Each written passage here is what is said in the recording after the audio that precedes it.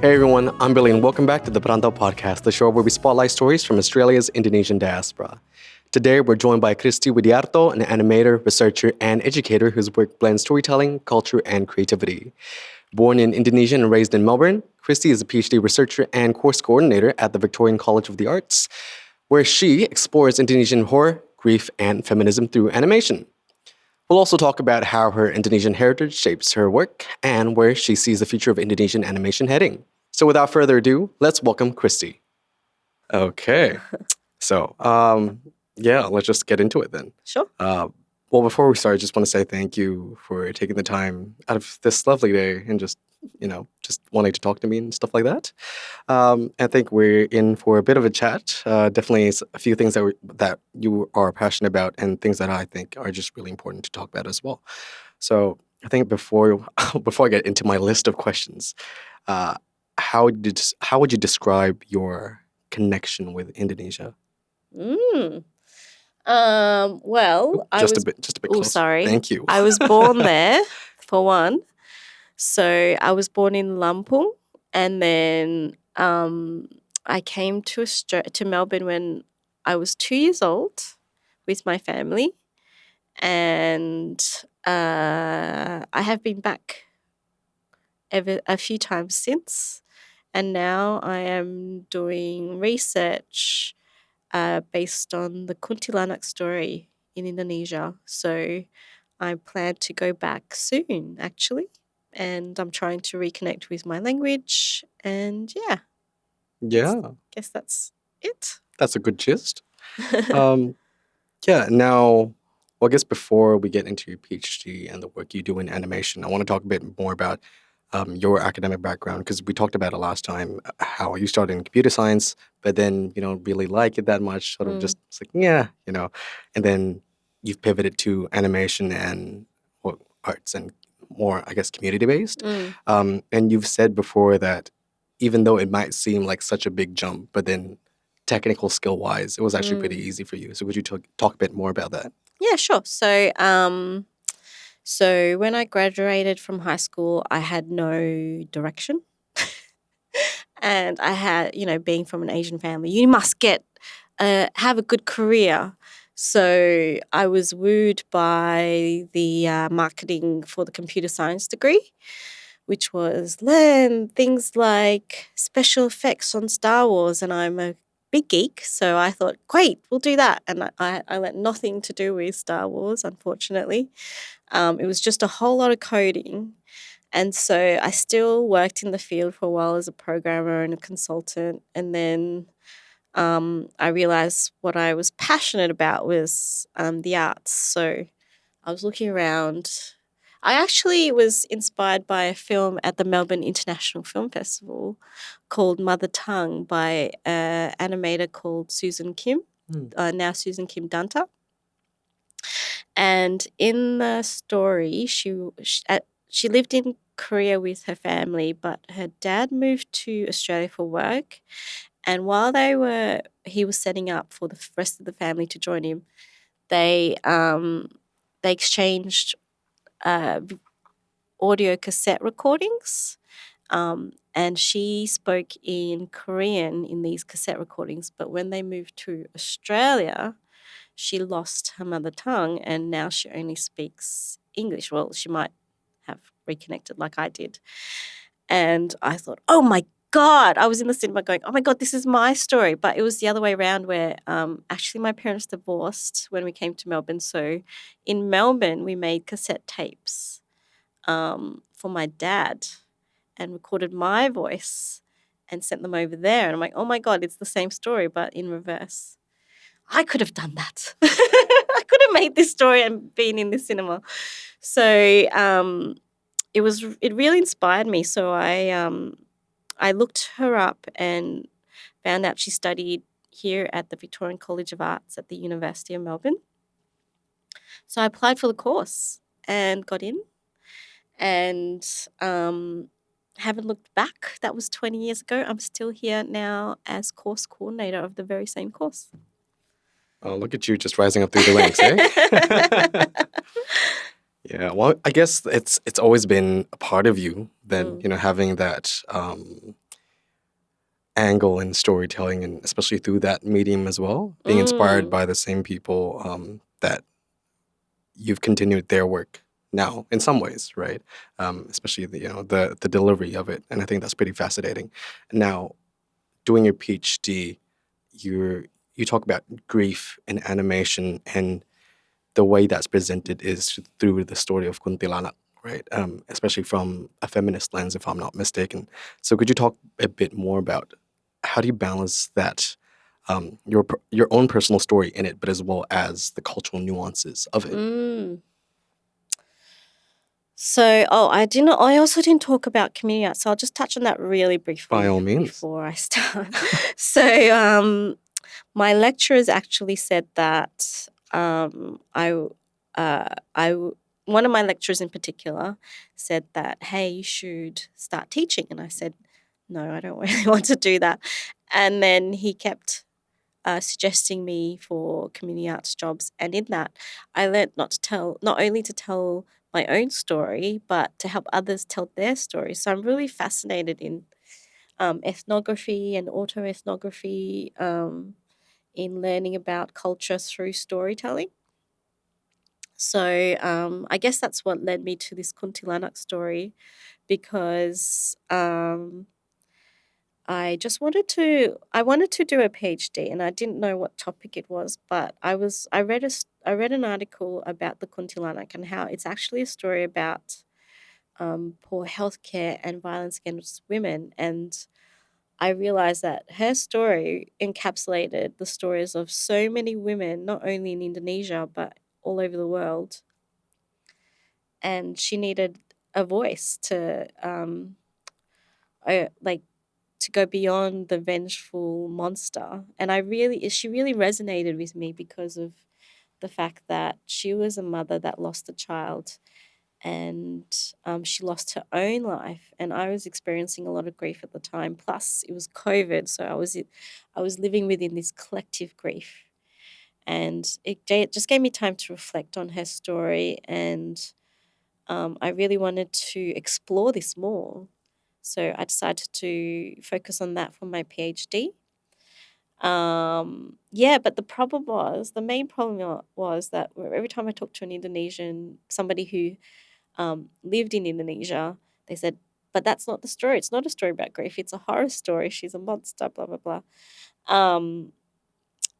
And I thought, okay, I don't really want to come in. I'm also, because I'm Chinese Indonesian, I don't want to come in and say, anything like, you're wrong, this story is actually about grief or anything like that. It's just my personal take on the story, and it might resonate with other women as well.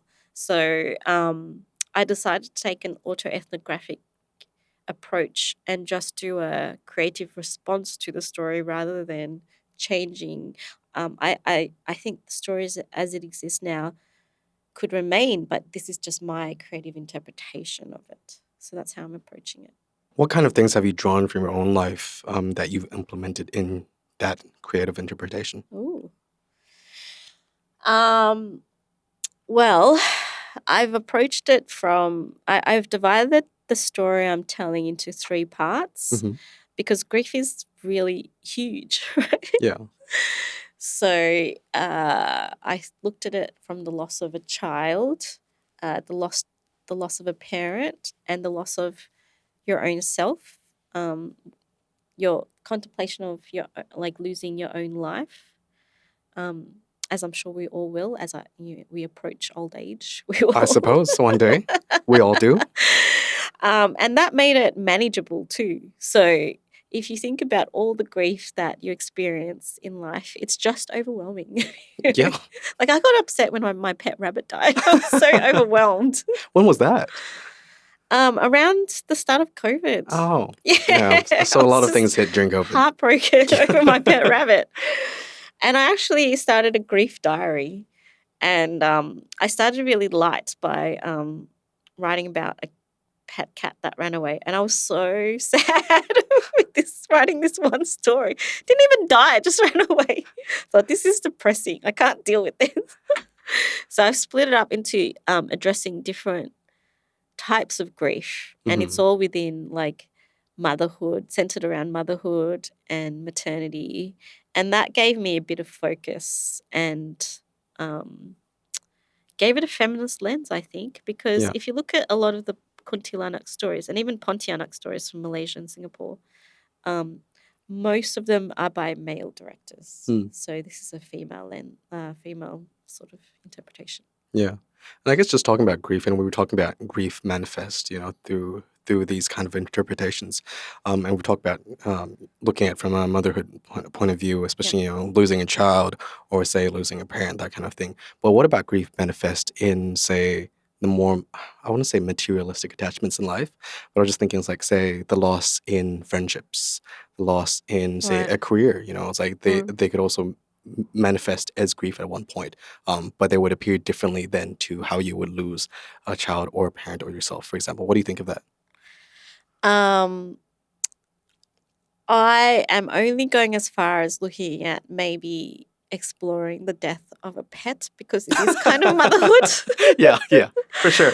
But I think that with a PhD, you kind of have to focus at some stage. Otherwise, you could go in this huge tangent. So that's my focus. I've decided not to look at the loss of any other losses. Yeah, fair enough.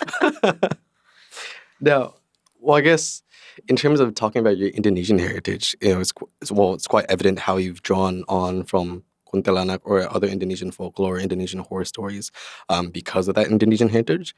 But how has that shaped your own perspective in the work that you do now, more broadly? Like, besides, your PhD is one thing. Of course, you would need cultural nuance and cultural understanding of the topic to be able to talk about it. But at the same time, how do you approach all your other work in terms of, say, animation or interacting with your students, or just interacting with your industry peers? Like, how has that Indonesian heritage influenced the way you approach your work and your perspective? That's a really good question. I guess I don't know. I think that there's a generosity that exists within Indonesian hospitality that I try and bring into my work because I am a big collaborator. Yeah. So just trying to bring that in when I collaborate, be open to their ideas and respectful of their cultures and also rituals. So I'm really looking into animation as a ritual and ritual as part of healing, art making as part of healing. I guess that's the part of of Indonesian culture that I'm really bringing to not only my research but everything I do. Sort of looking at process and things like that, which I learnt from growing up in a Chinese Indonesian household. My mother's generosity, my mother's daily rituals of like giving out offerings to a picture of her mother and things like that. Yeah. Yeah. And I've heard that idea of generosity quite a lot, because I feel like definitely if, I talk with, say, Australians that have worked with Indonesians in a variety of different contexts, they've always usually said, sorry. It's like most Indonesians tend to be quite generous in terms of their hospitability, right? It's like, if they have extra food, then they'll give it to you. Yeah. If you need shelter, they give it to you. Anything's like, sharing is caring. It takes a village just to care for each other, right? Whereas with Australians, a lot of people have said it's more individualistic. So some people have said this on the podcast before. I think it's just really interesting in terms of that cultural nuance that becomes apparent the more you work with these two different worlds or cultures. So I guess jumping on from that, what's one unexpected surprise, pleasant surprise that you've seen similarities between Indonesian and Australian culture? And at the same time, what was something that it turns out was very different between the two? Indonesian and Australian culture? Gosh, you're really making me think.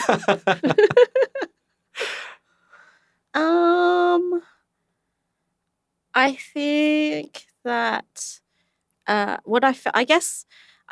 growing up, I grew up.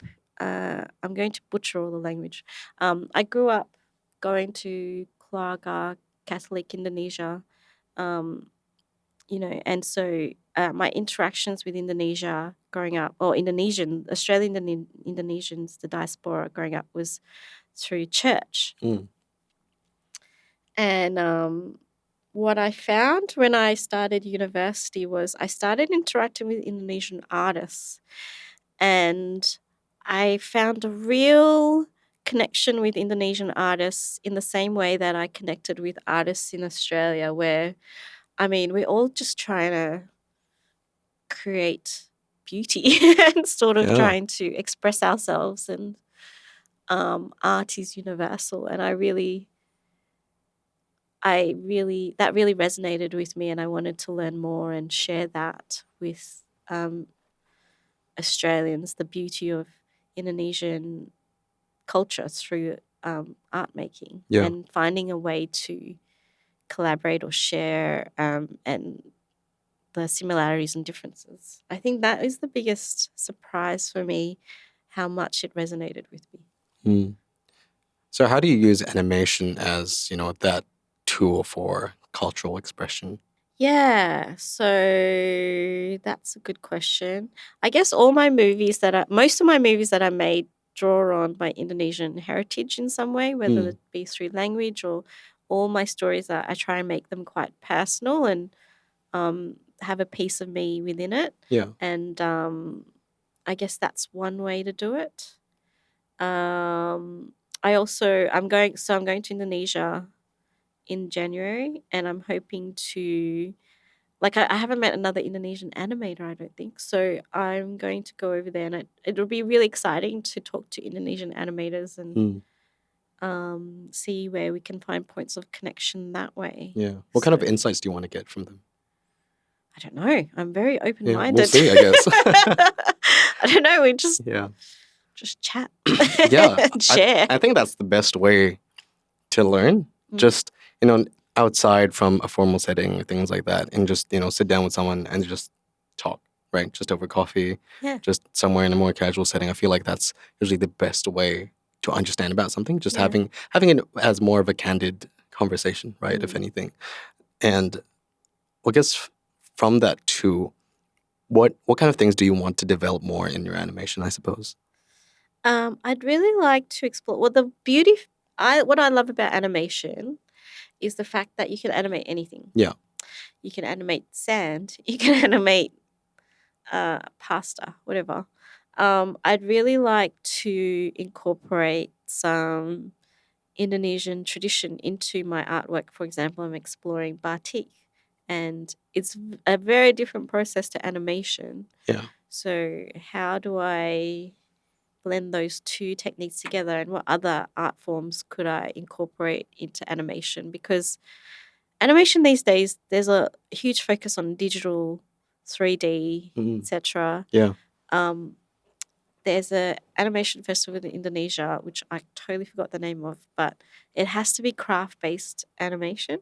Oh, okay. Which I love. Yeah. I really want to go to that festival and see what kind of things they're learning and doing and creating over there. And what resonates with them, their processes, that is different from, say, a Disney studio. Yeah. 12 there's 12 principles of Disney animation that many animators worldwide follow, but I feel like there's so many other ways to animate, and I'd really like to see what Indonesians are doing. Yeah. I think that's completely fair.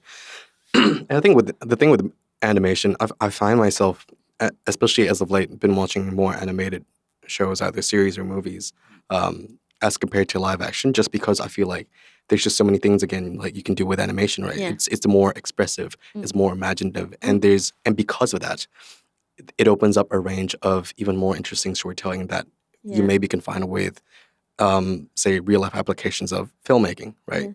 And especially if you're talking about representing something that's more abstract, like traditional culture and things like that.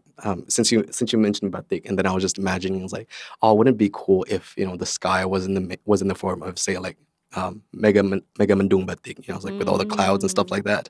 I'm just like incorporate it into the artwork and just have each still and scene just be its own piece of artwork. And I think that's pretty cool, you know. So if one day you end up making something like that, I'd like to see it because I think that'd be pretty cool. Yeah. And is that, I guess, integration of culture and personal stories in how you approach animation something that you also tell your students in class? Absolutely. Yeah. Always start with your own story, especially because they're so young. They're 18, right? They're Yeah. straight out of high school. A lot of them are 18. And they don't know anything past school, or they have very little life experience outside of school. Yeah. They probably started the same way. I was like, ooh, Star Wars. Yeah. You know, it's like, oh, VFX, cool. I want to do that too. So a lot of what they try and do is fan art. Oh, How to Train Your Dragon. I really like that, and I'm going to create a dragon. So I'm like, oh, okay, that's That's something. But what's really interesting is Mhm. like if you dig deep into their storytelling, and the first thing I get them to do when they enter my writing class is write about themselves. Okay. And from that, they have such interesting stories Mm. about backgrounds, and that's the kind of thing that I think will boost the industry. This original, unique storytelling that can't be replaced by AI. Yeah. Yeah, because AI gives you a generic view of The world. the world, whereas we're unique people, and that's what we will contribute to the future of animation, our unique perspectives and stories and ways of creating. Yeah, I guess definitely in terms of, AI and tools like that, it's such Yeah. a buzzword being floated Yeah. around so much these days. Like Yeah. everything's just AI. It's like, this Yeah. automation has existed for the past decade. Yeah. It's like it's not necessarily that new. Yeah. It's like people are scared of like, oh, what if it replaces our jobs and all that. But Yeah. if anything, automation should make it easier if you're smart enough to adapt to it, right? Exactly. And it's like, again, it won't take it away. If anything, it'll just make human resources even more expensive because that perspective to life in the world just adds so much more nuance to storytelling, right? It's like it's so easy to tell if one piece of work is good and if one piece of work is bad based on the originality of the storytelling or the delivery of it, right? And as well as the animation style, if you're talking about animation. And that's probably something that AI might not necessarily be able to distinguish, Yeah. at least not now. At least not yet. But then, so what kind of advice would you give to students in navigating this rapidly developing industry with new technology coming in, every year, every few months, maybe just software updates and all that? It's like, what do you tell your students? Oh gosh, that's a hard one. I guess be open-minded. Hmm. A lot of students, they learn this linear process of creating a script, a storyboard, an animatic, a film, and then I like to shake it up by saying, "Hey, why don't you collaborate with a theater maker or a musician and create work for them?" And the process goes out the window, and that's what's going to happen with AI. The processes are going to go out the window, and they're going to have to create new processes to adapt. They need to be able to adapt and learn to collaborate and just be open-minded and ready for anything. Yeah. Yeah, basically. I'm surprised how surprised people are about AI. I mean, I feel like it's been a long time coming, and Yeah. there's been lots of films, books written about this. It's bound to become reality. Yeah, I know exactly. It's like I feel like I guess one of the not earliest that I've seen, but like earliest production in terms of maybe I think it was what's it called? Space Odyssey. What's that? 2001. Yes, that one's like the one with a black robot and stuff like that. Yeah, because I remember because I had a film class back in high school, and we were talking about that as one of our films, and I think it was just really interesting. Well, on one hand, there's the filmmaking aspect, with the cinematography and all that, very impressive. But at the same time, I think the themes were also really interesting. It was like, automation, robots, exploration, stuff like that. It's like, robot turned bad and all that. And that's just been repeated through a lot of films, a lot of stories. But then again, like goes back to the theme. The theme's always there. You know, it's like something that you thought would be good just ends Yeah. up turning bad. Yeah. That's just in most stories, I think. Yeah. At this point, it's like it's just such a common recurring theme that, again, like going back to nuance, then the only way it adds value to it is if you can implement your own nuance to it, right? So if you can implement your own values, values that resonate with you, but as well as values that resonate with your audience, right? You know, if you go into a smaller niche, then it'll resonate even more. And broader audience, of course, you need to change it up, right? But then now looking to the future of animation, I suppose, or filmmaking in general, it's like, what do you think we'll see in the next few years? What kind of things could we strive for, I suppose? Unfortunately, I think we're still in the cycle of sequels. Yeah.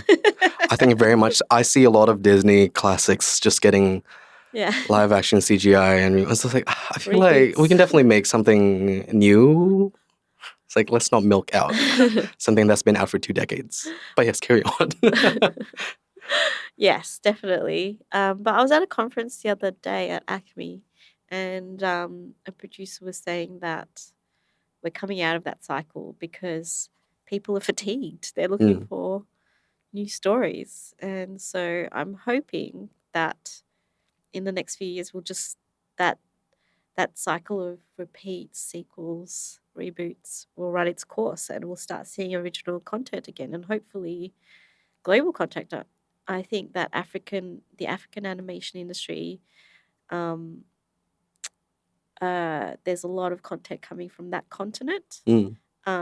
Asia as well, there's a lot of content that is being made that is amazing. So I hope that there'll be more diverse content coming out from the fatigue of sequels and the generic AI that we are getting. Yeah. It's like, at least from what I've seen, especially Indonesian filmmaking, Indonesian cinema, it's also been growing in terms of international recognition, right? You know, both it's like with the good old horror as well as with the action films. Like you have a lot of, quite a few now Indonesian artists that specializes in martial arts and things like that. And then, you know, they get an appearing role in more action movies and things like that's great. You know, so I guess in terms of Indonesian filmmaking is getting up there, but what about Indonesian animation? Well, I guess we'll know soon after your chat with our friends in Jakarta. But at least for now, what you've seen and what you've researched, what do you think? I think that there's a small industry there. And I think that I'd be keen to see it grow. How? I don't know. I don't know. Because animation is expensive and there is long hours of labor, but maybe that's where AI can help. I don't know. Yeah. Because at least from what people have told me before, you know, industry experts and industry practitioners in Indonesian film, it's like a lot of people tend to say that bureaucracy and red tape tends to limit and hinder a lot of progress in that field. You know, it's like just even getting location licenses, permission to do stuff, and then just equipment. Taxes are, you know, maybe double or triple the actual cost. And then, you know, at the end of the day, it's just cheaper to do it abroad. Yeah. Right. It's like, even though you need to pay for plane tickets, somehow that's still cheaper than doing it at home. So maybe we can see some changes on that end too. But sorry. But at least I suppose the future of Indonesian film looks bright. Yeah, I think so. Yeah. I mean, animation doesn't have the issue of having to pay for location licenses because we draw our own locations. True. Yeah. You probably just need to pay for the processing software. Yeah. So, yeah. I'm interested to see what's going on over there. Yeah. I have seen a few films.